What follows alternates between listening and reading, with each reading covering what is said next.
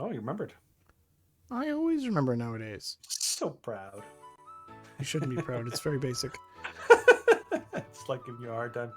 All right, so starting off, Germany climate activists glue themselves to Volkswagen facility floor, criticize company for not being providing bowls to defecate and urinate in while being glued.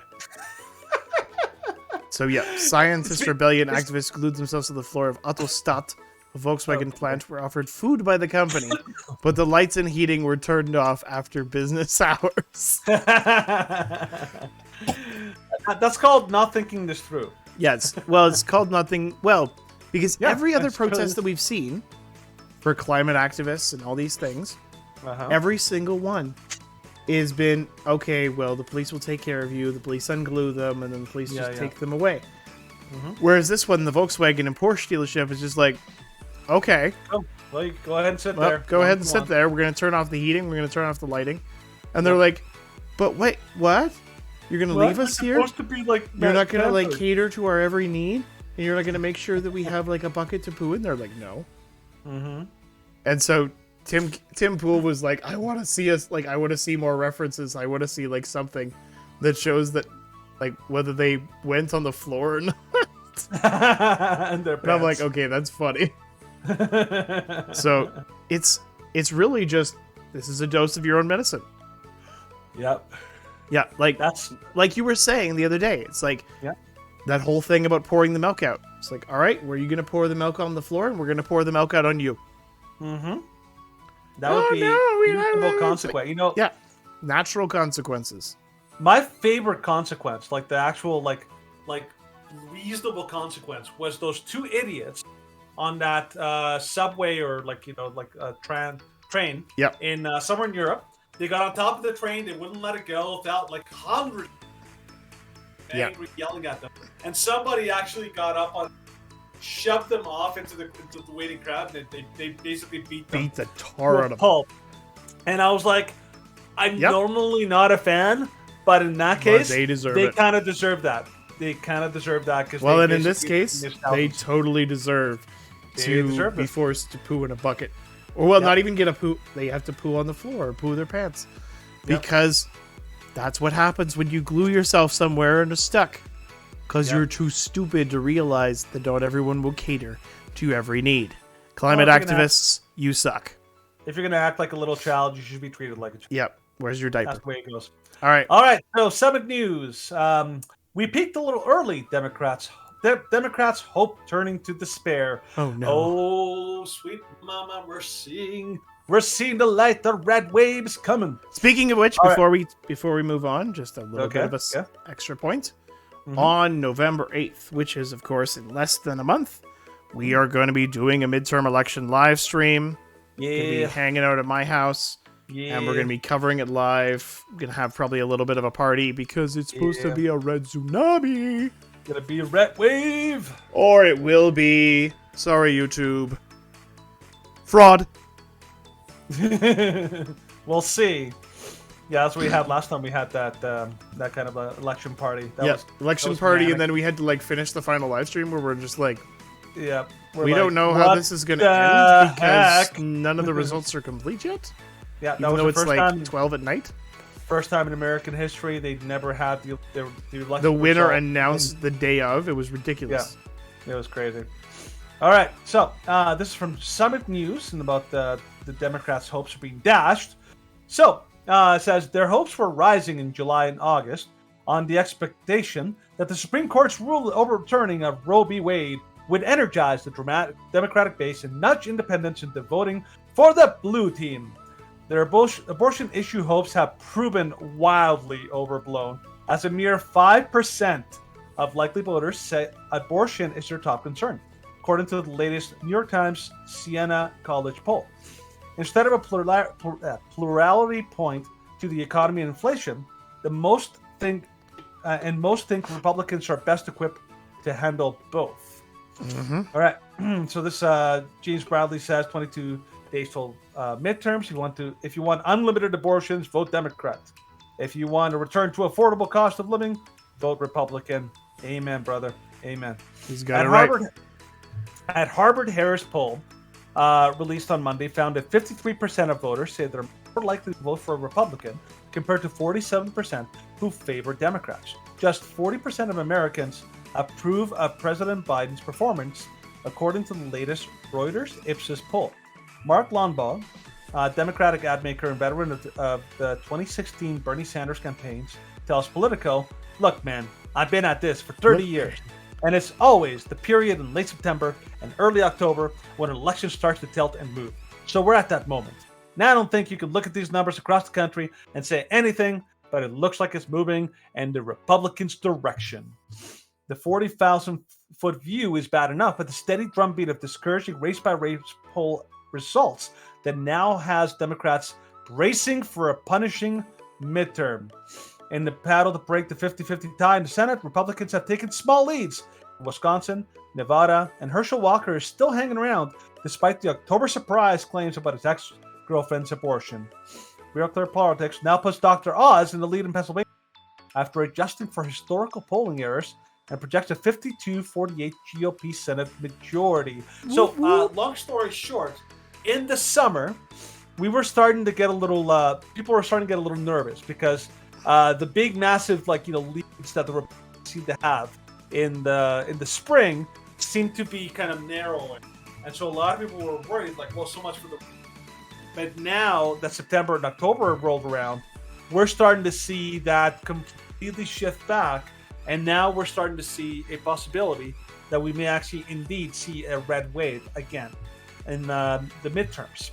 Now, one big thing is that the midterms are much more difficult to manipulate, or to for real cheating to happen, because it's much more difficult to do cheating across the board than it is to do it in a different kind of election. Anyways, the point is, not only is the House guaranteed pretty much to become Republican, but that also the Senate could be too. The Senate actually is looking like it might completely flip, and the reason is because Senate races that in the spring looked pretty solid for Democrats are now looking like they may completely shift and go the Republicans' ways. So it's going to be a good fall for Republicans. Look forward to that. Take it away, Steven. Yep. All right. So the next story, something that is very near and dear to my heart, the NHL, hockey. And, of course, the Leafs won. So, only Leafs don't care. Only Leafs fans. Well, Monday was awful. Anyways, the NHL goes woke. Institute plans to make Hockey League more diverse. The sport, which has been predominantly enjoyed by majority white audiences from majority white countries like the United States, Canada, Finland, Sweden, Russia, Ukraine, and other Northern European countries, is now under fire for not being diverse enough. Oh, boy. Yep. I was reminded of this story just because the Babylon Bee had an article saying that the Kenyan marathon running team was criticized for not being diverse enough. Which is basically comparable to the NHL saying it's not diverse enough. By the way, I want to throw this in there just to make you feel better. At least you're not the Canucks, because the Canucks started off with a new record. They lost big leads in the first 3 games of the season and lost all 3. I was like, wow, that sucks to be a Canucks fan. Okay. I don't think any team is reeling during the month of October as much as the Blue Jays. Oh, okay. Did you hear what they did? No, I heard that they're... they lost. So they were in a qualifying round for the playoffs in MLB. Yeah. And they lost the first game, and so they were facing elimination. And they're like, all right, we got to power through. They were up 8-1 in the 5th, and they lost it. Ooh, that sucks. And so it was just like, oh, that's bad. Oh, ow. And so everybody was making... Of course, everybody was making Blue Jays to Leafs jokes because the Leafs have done that many times. It's painful. Most famously in 2013 when we were up 4-1 with 10 minutes left in the third period and we lost. Mm-hmm. And that was Game 7 and we wouldn't have gone on round 2. Still angry about it. Anyway, so late Tuesday, the NHL for the first time released an internal demographic study of its staff and all 32 teams, with the results showing that the organization is too white. and then it has a lot to work to do to increase its workforce diversity. The report, which was published on Twitter, showed that 83% of the staff and the workforce is white, with men making up 62%. The survey was based on the 4,200 people who participated. The figure makes around 67% of the league's total employment count. They are similar in the hockey rink, where over 90% of the players and nearly all the coaches and officials are white. Mainly because those are the people who skate, because those are the people who live in areas that can freeze. Yep. So the whole purpose is to create a fact-based baseline that you can develop a very intentional and specific strategy. Where you need to hire, how you need to hire, and how you need to improve your brand. This is a good start, but there's ways to go. So then they're going to create a full race and gender report card produced by the University of Central Florida. It will shape the organization's policies that will produce the greatest impacts in the years to come. Yep. This is why the left, the only thing that the left is good at is this. Absolutely. It doesn't know how to make things, doesn't know how to produce, doesn't know how to. All it knows is how to destroy. And they're basically going to destroy the NHL by making this ridiculous, equity. Any kind of equity, it always requires unfairness and injustice. It's the only way to make these guaranteed outcomes. It's pretty awful. So I don't know. The NHL is going to go woke and they're going to go broke. And unfortunately, well, it'll be a while before they go broke, just because of how rich these major sports leagues are. Mm-hmm. Like, just for an example, every single NFL team is worth over $1.5 billion. So we can say go woke, get broke, but it's going to take a long time.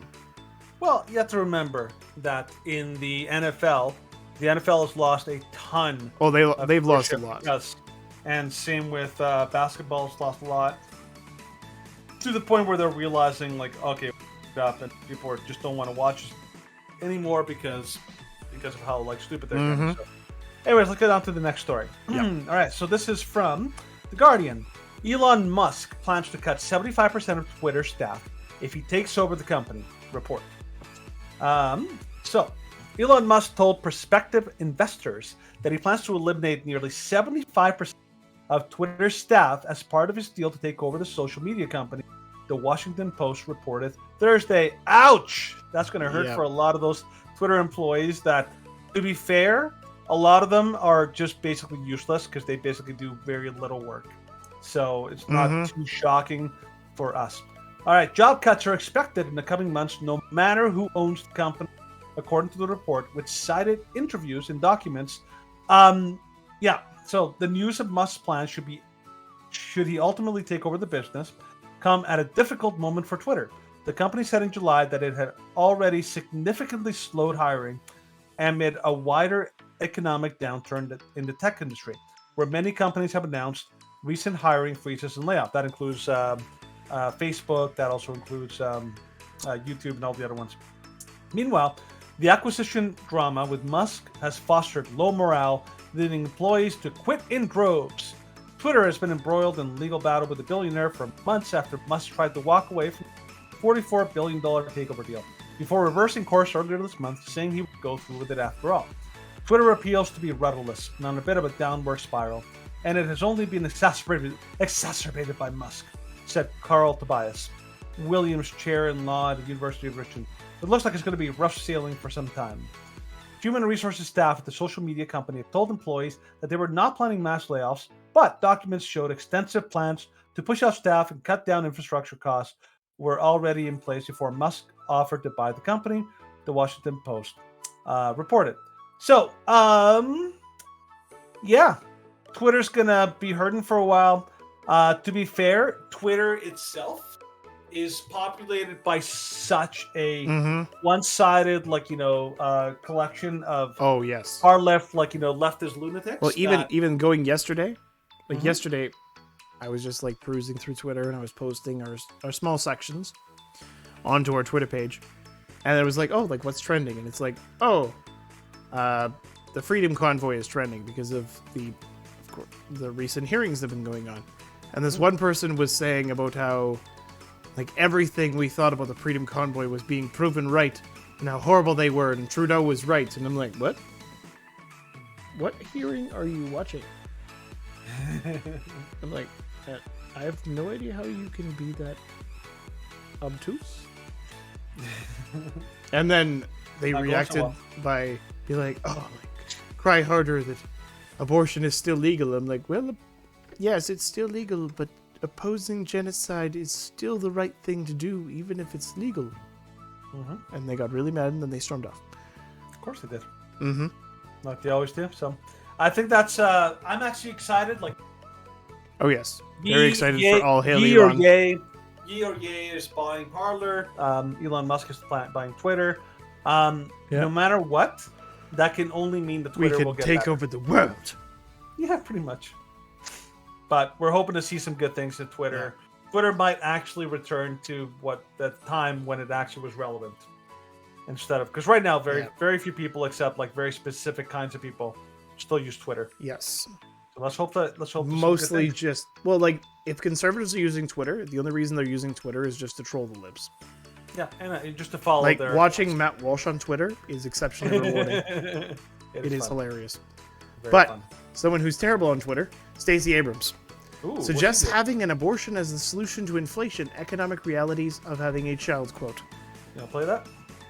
Oh, I don't want to, but yes. Right now, we are walking away so often from the real issues that people care about. Abortion is an economic issue. It's been reduced to this idea of a culture war. But for women in Georgia, this is very much a question of whether they're going to end up in poverty in the next 5 years, because women who are forced to carry unwanted pregnancies end up in poverty within they're 4 times more likely to be impoverished in 5 years. They're twice as likely to be on food stamps. This is an economic issue, and it's being reduced to this culture conversation. We know that for families that have faced the issue of inflation, they care about housing prices. They care about whether they can afford to go to a doctor. That's why I'm fighting for Medicaid expansion in Georgia, and why we're having conversations about a governor who makes his money in real estate and will not spend $400 million in eviction rental assistance to keep people in their homes. And so it's important that we reduce these conversations not to these high-level professorial conversations, but to real impact on people's lives. You know, it's really hard to give her any kind of credit, because because of her buck tooth. Like it's so hard. Well, it's not a buck tooth. It's a tooth. Well, it's a tooth gap, but like she looks like one of those like the hillbillies, like the yeah, I know, with the missing teeth and all that. Like that's all I can see.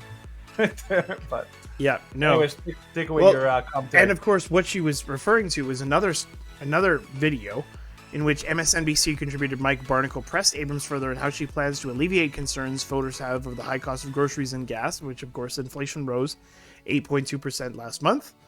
So let's be clear, quote, but let's be clear, having children is why you're worried about your price for gas. It's why you're concerned about how much food costs. For women, it's not a reductive issue. You can't divorce being forced to carry an unwanted pregnancy from the economic realities of having a child. And so there are. It's important for us to have both and conversations. We don't have the luxury of reducing it or separating them out. Yeah. Which is essentially what she's saying is, you're poor, kill your kids. Kill your kids before they get there, that. You know, I like using this retort to pro-choice, or sorry, pro-abortion activists. They said, well, we can't afford the kids. Okay, so you're saying that if we go to Africa and we see all these starving kids and they're suffering, we should just be able to take them. We should just knock them out. Just take them out. Take them out. Take them to the factory and just kill them all and all that, because suffering bad. And I mean, Soylent Africans. Ooh. I mean, obviously they react with oh, that's terrible. Why is that terrible? Yeah. Because how is that any worse than what you're proposing? Well, because that it shows that the absurdity. They can't imagine the idea of killing kids in order to spare them suffering or to spare the poverty that they're causing parents, but they're willing to do it with babies in the womb. That it's basically a definitional issue. That's what it is. Yeah. But the fact that she's saying that shows that she cares. That the people that are going to be most affected by this are the poor, which means they need the most help, not that they need you to help them by killing their child. Yeah. Well, and what if she was actually campaigning and doing what was best for her constituents, Instead of pushing them to kill their kids and murder the next generation, she would be pushing them towards pregnancy care centers, which actually help with food, housing, shelter, counseling, everything that you might need as a young prospective mother or a low-income family, just like they helped me and my family. When we had our first kid, we were not doing very well, but they helped us with some things and reminded us of the supports that we had. But she's not going to be doing that because she wants to promote and support the abortion industry, notably Planned Parenthood, which, as Kanye said, is the new gas chamber. Yeah, it's like, he's not very wrong. Sensitive, but he's not terribly wrong. Yep. I think it's very similar to the initiation we talked about last week, which basically is, well, it's too expensive to care for these people, so we think the more compassionate thing is just to kill them, because people should have the right, the choice. The choice to murder should be like totally okay. It's cruelty disguised as compassion, as always. All right, let's go to the last story here, and this is actually MSN, but it's actually from the Daily Beast. Liz Truss quits as British Prime Minister after just 44 days in office. Woo! British Prime Minister sets new record for shortest tenure. That's unfortunate. All right, it's official. Liz Truss had the shortest tenure of any in British history. Well, who says the women are not setting records? Just 44 days after arriving in Downing Street, Truss's regime, I love how they call it a regime, was officially killed off on Thursday, along with the United Kingdom's ability to pretend any longer that it hasn't fallen into an absolute kakistocracy. Okay, I'm going to look that up.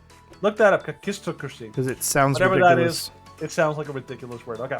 So Truss' disastrous reign was fittingly born of another disaster, her predecessor, Boris Johnson, who attracted scandal the way that thing attracts. Like, you can tell this is written by the Daily Beast, by the way. Was finally brought down in July over his role in a colleague's sexual misconduct. With rampant inflation creating... You got it? Yeah, so a kakistocracy.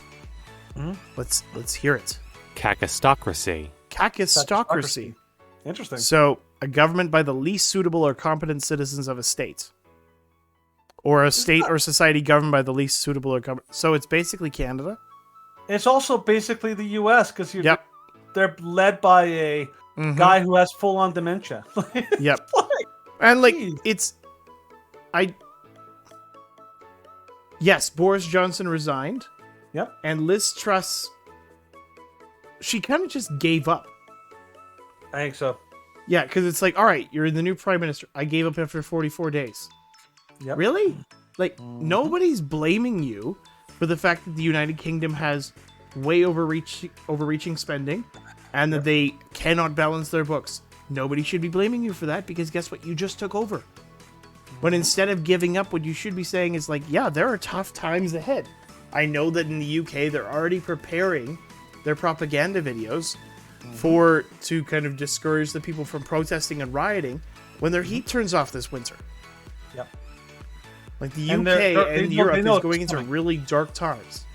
Yeah, they know it's coming. Her actual advice to another article I read through was that she was basically set a warning, said just keep spending and ignoring voters. She basically realized that they're only a little bit farther ahead of the US, but basically saying you can't spend your way out of this crisis or ignore voters. Which reminds me of that Simpsons episode where this guy basically got them to dig themselves, and like a whole group of them are dug themselves into a giant hole. They're like, oh my gosh, we're trapped. How do we get out of here? Let's dig our way out. Okay, so they all just keep digging as they're trying to get out of this hole. That's basically the American government and the British government what they're doing. We're basically digging ourselves into a massive hole. We can't figure out how to get out of it. And so we just keep digging, thinking that somehow we're gonna have this messed over. So the UK government is a cautionary tale right now. What's to come? And I genuinely believe that the Europe is going to be heading in a very dark time in the coming year, particularly over the winter. So keep an eye over there.